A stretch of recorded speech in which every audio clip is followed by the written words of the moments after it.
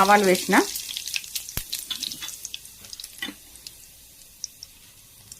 ఉల్లిగడ్డ పచ్చిమిర్చి,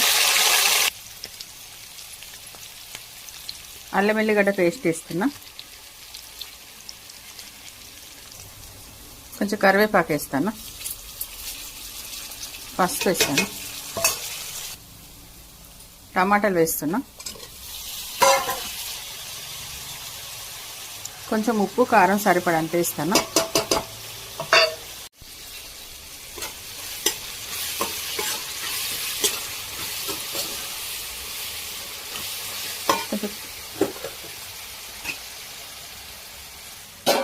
ఇవి ఉడకబెట్టిన చిక్కుడు గింజలు ఇందులో వేస్తున్నా,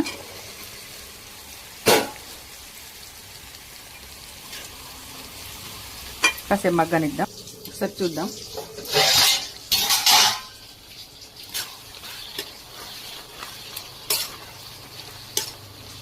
ఉడకబెట్టే చేసుకోవాలి చిక్కుడు గింజలను, ఎందుకంటే పచ్చి వాసన వస్తుంది. మనం ఉడకబెట్టకుండా వేస్తే పచ్చి వాసన వస్తుంది.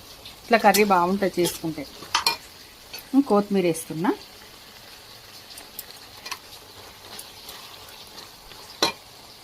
ఒకసారి చూద్దాం.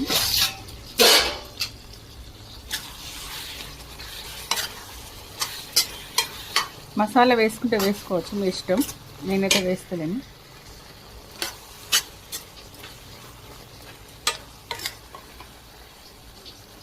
అయిపోయింది ఫ్రెండ్స్.